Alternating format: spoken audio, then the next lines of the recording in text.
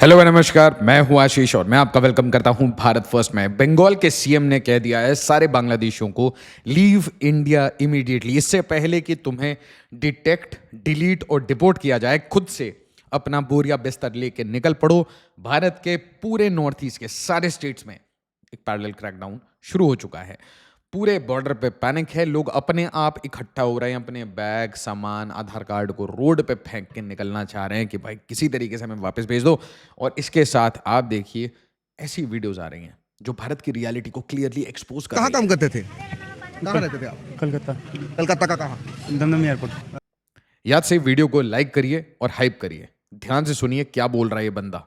40 साल से इसके पिताजी, 40 साल से इसके पिताजी बंगाल में थे, लेफ्ट हो, टीएमसी हो, कोई भी हो, भाई भारत के बॉर्डर खुले हुए थे। सुनिए। हमारा जन्म जन्म तो इधर ही है। तो आपका उम्र कितने साल हुआ? मेरा उम्र अभी 22 हो रहा है और मेरा पापा आया, मेरा पापा का उम्र तब 9 साल था, 9 से 10 साल था। तब आए हैं तो पापा का उम्र अब क्या है? अब पापा का उम्र, हमारा जन्म तो इधर ही है। तो आपका उम्र कितने साल हुआ? मेरा उम्र अभी 22 हो रहा है और मेरा पापा आया, मेरा पापा का उम्र तब 9 साल था, 9 से 10 साल था। तब आए हैं तो पापा का उम्र अब क्या है? अब पापा का उम्र 48 है। 48। मतलब 48 ईयर्स से आप लोग यहाँ पर हैं? हाँ हाँ हाँ? हाँ। जब आई थी भाई देखो, कोई फर्क नहीं पड़ता। आप समझो, इसका मतलब पॉलिटिशियंस ने, ब्यूरोक्रेट्स ने अच्छे से पैसा बनाया है और पैसा बनाते बनाते इलेक्शन भी निकाले हैं और बांग्लादेशियों को इस्तेमाल करके भारत को वीक किया है। और जब ये लोग जा रहे हैं तो खुल के ये मॉड्यूल सामने आ रहे हैं। तो ये जो बड़ी मछलियां हैं ना, इनको पकड़ना बहुत जरूरी है। और दूसरा बंदा ये तो पोल ही खोल देता है। आप सोचिए यार, जो 40 साल से इसके पिताजी हैं, ये यहाँ पैदा हुआ है, यहाँ रह रहा है, एयरपोर्ट के पास में काम कर रहा है। कल के डेट में इसे पाकिस्तान रिक्रूट कर लेगा और फिर पाकिस्तान बोलेगा कि हमने थोड़ी ना कुछ किया है, ये तो आपके खुद के लोग हैं, यही आपके ऊपर आके फटवट रहे हैं। देखिए दूसरे बंदे को। तब कोई नहीं पकड़ा था, एकदम मेन बॉर्डर से आया, मेन बॉर्डर से वोट है सब, मेन बॉर्डर से वोट है। 24 में वोट दिया, 24 में वोट दिया आपने? कैसे दिया? 24 में वोट दिया। आपका आधार कार्ड भी है? पैन कार्ड भी है? सब है? आधार, वोटर, पैन सब है? सब है। हाँ?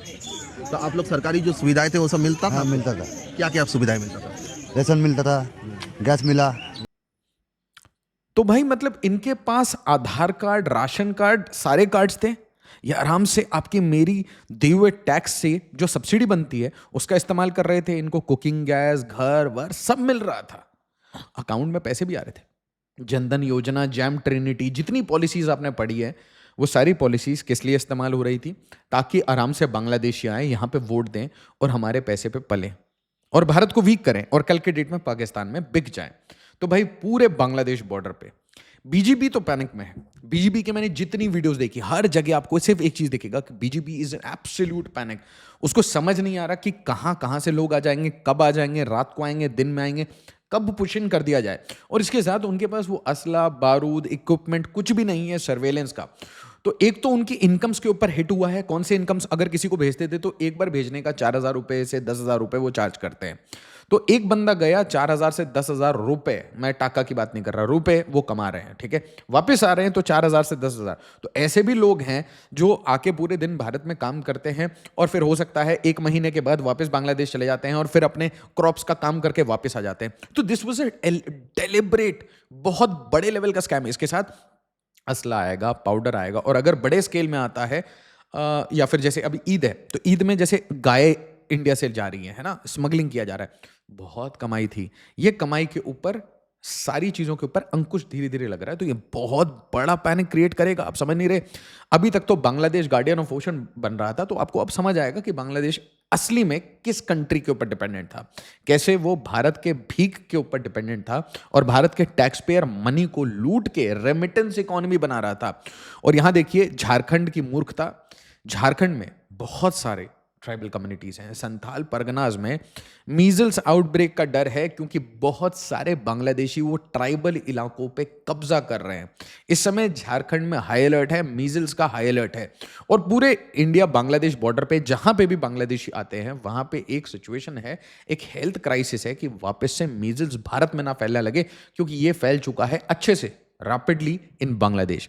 इसके साथ भारत के होम मिनिस्टर ने एक अजीब सा डायरेक्टिव पास किया है जिसे समझने के लिए मैंने इंडिया फर्स्ट पे एक डिटेल वीडियो बनाई है। बट आप एक चीज़ समझ लीजिए कि 15 किलोमीटर ऑफ जो आपका इंटरनेशनल बॉर्डर है उसके पास आपको कोई भी इलीगल स्ट्रक्चर बना है या कोई बड़ा लैंड का पार्सल है या कोई बड़ी डील हुई है, उसे जो एसपी सिटी है और जो डिस्ट्रिक्ट मैजिस्ट्रेट है इन्वेस्टिगेट करेंगे और ये फाइंड आउट करेंगे कि क्या कहीं ये पैसा बाहर से तो नहीं आया, गल्फ से तो फंड होके नहीं आया, और क्या यहाँ पे कोई रिलीजियस स्ट्रक्चर, इलीगल स्ट्रक्चर और कोई इलीगल इमिग्रेंट्स को लाके यहाँ पे बसाया तो नहीं जा रहा। एक तरीके से आर्टिफिशियल अननेचुरल डेमोग्राफिक चेंज करके भारत को वीकन तो नहीं किया जा रहा। इसके बीच में एक डेमोग्राफिक चेंज के ऊपर, अननेचुरल डेमोग्राफिक चेंज के ऊपर सेंट्रल गवर्नमेंट ने एक पैनल बना लिया है जो कि जिसमें शामिका रवि भी हैं और रिटायर्ड एक जज साहब भी हैं। बट एक चीज़ याद रखिए, ये प्रॉमिस पीएम मोदी ने किया था बट वेस्ट बंगाल इलेक्शन के बाद ही ऐसा अनाउंस किया गया, क्योंकि ये पैनल बनाने का कोई पॉइंट नहीं था अगर वेस्ट बंगाल में काम नहीं हो सकता। वेस्ट बंगाल, असम, त्रिपुरा, झारखंड, नॉर्थ बिहार, ये ऐसे इलाके हैं जहां पे आपको इमीडिएट रैपिड एक्शन करना पड़ेगा। अच्छा, ये सेम मूव को बहुत वेलकम किया जाता है असम में, मणिपुर में, क्योंकि मणिपुर तो ऑलरेडी इस परेशानी में है। असम ने भी इसे एक्चुअली में, असम के लोगों ने एक्चुअली में फील किया है कैसे इलीगल बांग्लादेशी ने आके जो इंडिजिनस कम्युनिटी है उनको डिसरप्ट किया है, और उसी तरीके से मणिपुर ने देखा है किस तरीके से बाहर से कम्युनिटी आके आराम से पॉपी की कल्टीवेशन करके थ्रेटन कर रही है मणिपुर की इंटेग्रिटी को, और नए नए स्टेट्स का डिमांड कर रही है, Zoland, Kuki land, etcetera etcetera. अच्छा, इसके बीच में Assam assembly passes uniform civil code. ये जो यूनिफॉर्म सिविल कोड के ऊपर जो सारी आपत्ति है, जो क्राइसिस है, जो भी लोग इसके ऊपर आपत्ति जताते हैं वो सिर्फ इसलिए जताते हैं कि यूसीसी जो माइनॉरिटीज़ हैं उसके राइट्स को ख़त्म कर देगा। बट इसका जो कोर रीज़न है यूसीसी लाने का, वो आप समझ लीजिए, पॉलीगैमी हटाना है। पॉलीगैमी के कारण हो क्या रहा है, अननेचुरल डेमोग्राफिक चेंज हो रहा है। मतलब एक मर्द पे 4 शादियां, 5 शादियां, उस पे 15 बच्चे, 20 बच्चे, और ये सारे 20 के 20 बच्चे सब्सिडी पे लटके हुए लोग हैं। तो सब्सिडी से हटाना है, और अगर आप इतने बच्चे पैदा कर रहे हैं तो आपको गवर्नमेंट बेनिफिट्स, गवर्नमेंट जॉब नहीं मिलेगा। ऐसे भी बहुत सारे इनडायरेक्ट पॉपुलेशन कंट्रोल और साथ ही साथ इनडायरेक्ट फैमिली कंट्रोल और फैमिली प्लानिंग के ऊपर इसका फोकस रहेगा। यूसीसी मतलब जो आपके सिविल कोड्स हैं, क्रिमिनल तो सेम ही है, सिविल कोड्स में आप कोई अपने रिलीजियस डॉक्ट्रिन्स यूज़ नहीं कर सकते। सारी कम्युनिटीज़ के लिए जो सिविल लॉ है वो सेम रहेगा। तो ये तीसरा स्टेट असम बन चुका है जहां पे यूसीसी आ चुका है। 2 arrested in West Bengal for alleged espionage links with Pakistan ISI. अब आप एक बात बताइए, ऐसा कैसे हो सकता है कि कोई पॉलिटिकल पार्टी के जो वर्कर्स हैं वो पाकिस्तान आईएसआई के साथ कनेक्शन में हैं, वो पैसे ले रहे हैं, वो इन्फॉर्मेशन पास कर रहे हैं, और ऐसे मल्टीपल मॉड्यूल्स एसटीएफ ने, कभी क्राइम ब्रांच ने, कभी एटीएस ने बस्ट किया है जहां पे बड़े बड़े लीडर्स को टारगेट करना, अंसरुल बांग्ला टीम के साथ कोऑर्डिनेट करना, स्लीपर सेल नेटवर्क बनाना। तो वेस्ट बंगाल तो एकदम हब बन चुका है भाई पाकिस्तान और बांग्लादेश के सिंडिकेट का। इसके बीच में West Bengal hands 142 acres to BSF for India Bangladesh border fencing. आप समझिए कि सिलीगुड़ी कॉरिडोर में लैंड देना, बीएसएफ को वो ज़मीन दे देना जिसके लिए उसको हाई कोर्ट के जाके गुहार लगाने पड़ रहे थे कि भाई हमें लैंड दे दो, हम बॉर्डर बनाएंगे। और इस समय एज वी स्पीक आप बीएसएफ में किसी से भी बात करिए, आपको सिर्फ एक इन्फॉर्मेशन मिलेगा कि भाई हम बंगाल में हैं, बंगाल में ड्यूटी कर रहे हैं और बहुत सारा काम है। सो मैंने आपको एक शायद आप में से किसी को याद होगा, वेस्ट बंगाल इलेक्शन के टाइम में मैंने 2 चीज़ें बोली थी। एक कि वेस्ट बंगाल इलेक्शन कोई पॉलिटिकल पार्टी नहीं लड़ रही, ये भारत का तंत्र लड़ रहा है और भारत इसे जीतेगा। दूसरा, ये जो आपने कंपनीज देखी थी ना, CRPF, BSF, central arm police forces, जिसे बंगाल में डाला गया है, ये आगे के लिए डाला गया है। मतलब पहले इलेक्शन होगा और इलेक्शन के बाद साफ सफाई होगी।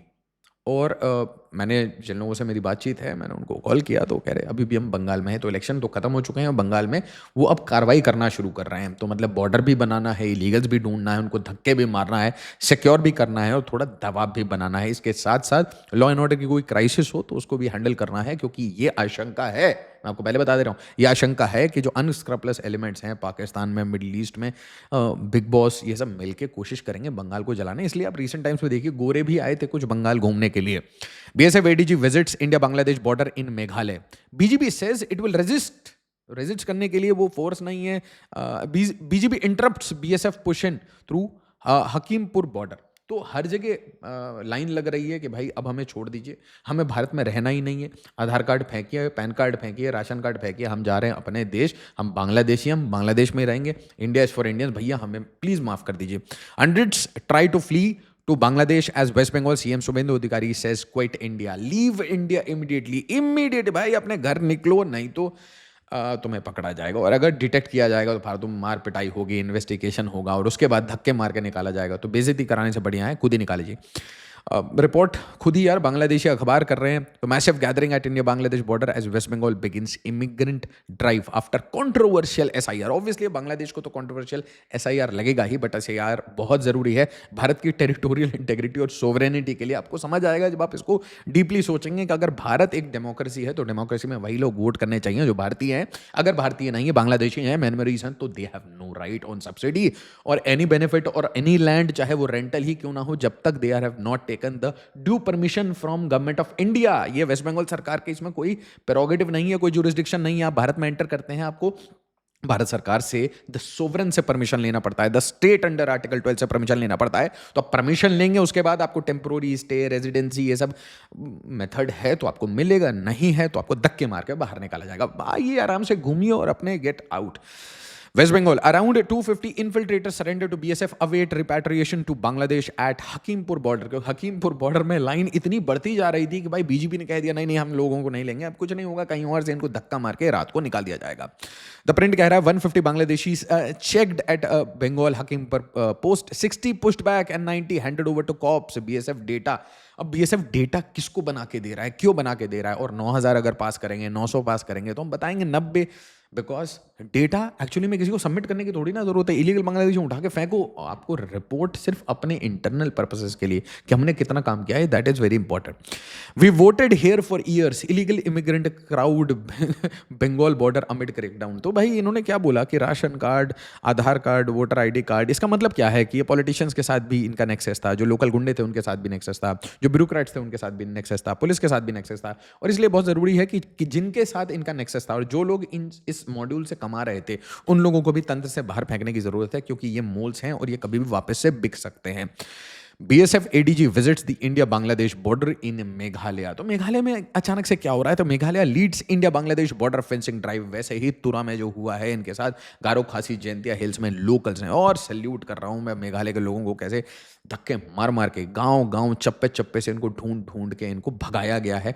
और ऐसा काम हर स्टेट में होना चाहिए जो भी बांग्लादेश के आसपास है, including Bihar and Jharkhand. At least इससे सॉलिडेरिटी आएगी, कम्युनिटी थोड़ा काम करेगी और अपने गांव वाँव थोड़े साफ सफाई होगी। 400 kilometre India Bangladesh border fenced, only 40 to 50 kilometre left. ये मेघालय के सीएम कॉनराड सांगमा का कहना है। सिर्फ 40 से 50 किलोमीटर बचा है।